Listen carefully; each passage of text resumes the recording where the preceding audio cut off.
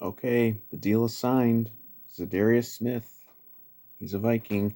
Uh, he was in town yesterday. He was even I think posting stuff on social media about being in town, and being at like the team facility. He's signed, sealed, delivered. He's ours. Uh, 3-year deal, 42 million with incentives added onto that. We'll see how it's structured. Um, I kind of just want to dunk on the fucking people who, it's become one of the great traditions in Viking fandom is every like late winter and spring, because it's technically spring now, getting to dunk on the people who, and they keep saying it, that Kirk's contract's taking up all the cap space, so we can't sign anybody because of it. Every year this is proven incorrect, and it's been proven incorrect again. You know, I do want to run down the list. Who have we lost? We've lost nobody. No, maybe we could have kept Mason Cole. That's about that's about it. Who cares about everybody else? We have now signed. He's certainly one of the best pass rushers. He's technically a linebacker, but he's versatile. It's a good chance he's going to play opposite of Daniil. Um, we've signed one of the best pass rushers on the market. We upgraded at interior defensive line with Phillips. We signed a starting linebacker. Like, this defense is instantly in position to be much much better. And of course, Hunter is in the fold. He's staying. So, this defense, if this defense gets mid pack with the offense we're going to have, we're going, man. We're going playoffs and maybe deep in the playoffs. Um, but yeah, the Smith signing is really huge. That'll be like the big sign. There's still some guys out there. That guy Treader from the Browns, the center, he's still out there, and we're still probably going to go sign a cornerback or maybe even multiple guys. But um, yeah, this is really huge because it all starts up front. You know, D line was not good last year after certainly after Hunter got hurt again. But it all starts up front. We'll deal with the back half of the defense, I think, more in the draft, and I think we'll still sign somebody. Maybe we'll still bring back Pack P. But yeah, this is a big one. This is a big signing for the Vikings.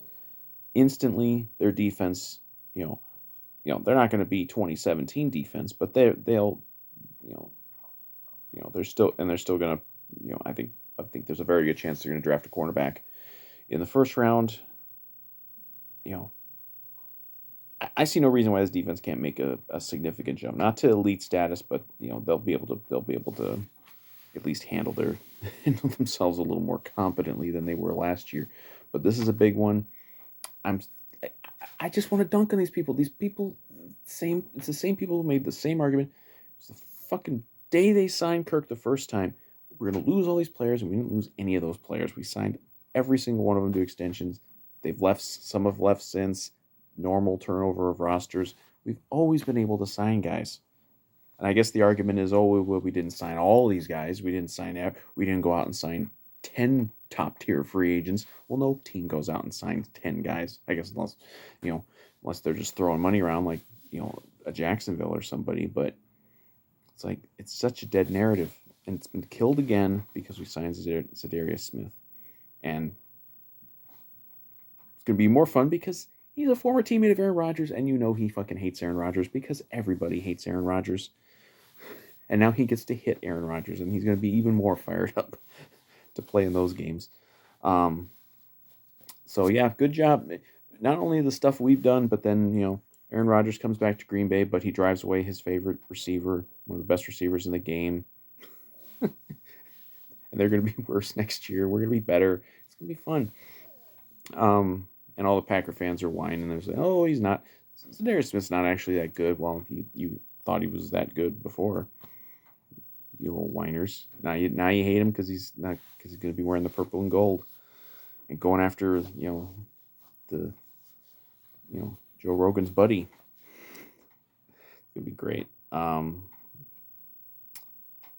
But yeah, Like, you know, and it dwarfed the other news from today that we signed Sean Mannion again. I don't know why, but that was. I'm sure that's just one of those veteran minimum type of deals. I think whether it's Kellen Mond or someone we draft, they'll get an actual shot to compete. I don't think Zimmer gave anybody a shot to supplant Manning last year, but I think that'll be different this year. So I don't think that's too much of a of a big deal. Although people will freak out about it. Hopefully, we'll stop hearing this is just like the Rick Spielman regime. Now that we made the Smith move, but look, and we still have Rob Brzezinski working the cap like a magician. They always figure it out. That's why people always want to freak out about the salary cap. We always figure it out. Maybe occasionally we let a player go, but every team lets players go. Every team. It's like the Packers let Za'Darius Smith go. Like, this happens with every fucking team. There's still players getting cut every day almost. It's like, stop worrying about the fucking salary cap. It's like, yeah, we had less cap room than some teams, but we always figure it out, and we figured it out again, and we're going to keep figuring it out because this will not be the last signing that we make that's significant. I bet we're gonna get that center. We're still gonna get a corner, maybe Pat P back. We're gonna hit that position, probably with the first round pick. There's going to be a couple guys there we can get. It's all coming together. Pieces are in place. Not all of them in place yet, but they're getting there. But it's all good here. We get a really good player, and he's had some injury stuff too, just like Hunter's had. But and you can never count you can never completely discount any stuff with injuries, but they're keeping Hunter around, and they're hoping that the injury stuff is kind of over for him. Hopefully the injury stuff is over for Smith. And hopefully we've got a new trainer, we got a new training staff, so maybe that'll help too. But yeah, I mean, I think our defensive front has upgraded in a big way, and if you want to count Hunter as an addition, considering he didn't play more than half of last season, that's a huge upgrade to that defensive front, which is going to help the secondary no matter who we end up with out there. And I bet we're not going to be playing some of that crappy Zimmer stuff that he was playing towards the end there. But it's really good. This is really good stuff. We got a big time pass rusher to pair with Daniil. And we still have some depth. We still got DJ Wanham. We still got some depth in the interior. Some young guys. So I think and to pair with what our offense is going to be, which is, I think, is going to be fantastic. So if we have the offense that I'm expecting, paired with a significantly improved defense, even if the defense is just kind of mid-pack, this is absolutely not just a playoff team, but a dangerous playoff team, and maybe even dangerous in the division. We'll see. But I'm very positive on this. All the fucking people who've been bitching about Kwesi for the last couple weeks, like, he knows what the fuck he's doing. And it's not just, it's just like Rick. Rick is the shadow GM. Or Kwesi's being controlled by the Wilfs. Just give the fucking guy a time to do his job. And guess what? He's doing a pretty goddamn good job.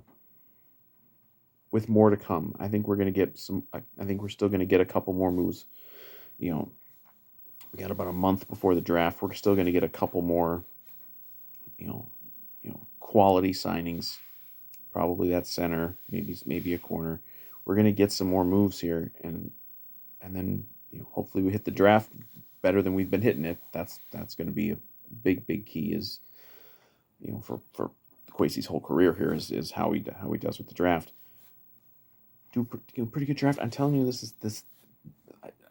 all these fucking people are like, we're just gonna go, we're gonna go 8-9 or 9-8. I was like, no, this is This is going to be a much better team than that. And we got to, there's injuries and things happen, but, and on paper doesn't necessarily mean anything, but this is going to be a team that is going to be a playoff team, and they are going to be a dangerous playoff team, whether they overtake the Packers in the division or not. Like this team is coming. They got a lot to prove. There's guys with chips on their shoulder. Like obviously Kirk has got a big chip on his shoulder. Daniil is going to be very motivated to have a huge year. I'm telling you, this is, God, it's only March. It's only March. I want it to be September already. I don't want to skip summer, but cherish the summers in Minnesota, but I don't want to skip it, but man, I wish it was fall already. I want to see this team that is coming together and is looking like a fucking resurgent force in this division and in this conference. And I'm ready. I'm all the fucking people who every year, this is the fifth off season where we've had to hear this shit about Kirk has taken all of our money, so we can't do anything with any other players. Every year this is proven false, and you just keep hearing it. And I'm sure there's going to be some excuse. The excuse will probably be, well, we didn't sign a whole bunch of other guys. We didn't sign a big time guard, and we didn't sign a big time corner. Well, I'm sorry we didn't sign 18 players, to big contracts. I'm sorry we didn't do what Jacksonville did. We didn't have that level of cap space, but we've done a pretty fucking good job. And among other things, we've retained one of the 10 best quarterbacks in football, who's going to be better than ever with an actual offensive coach. So, what more do you want? The haters don't want anything. They just want to complain. But this is a good day, a very good day for the Vikings, and I expect a lot of very good days ahead.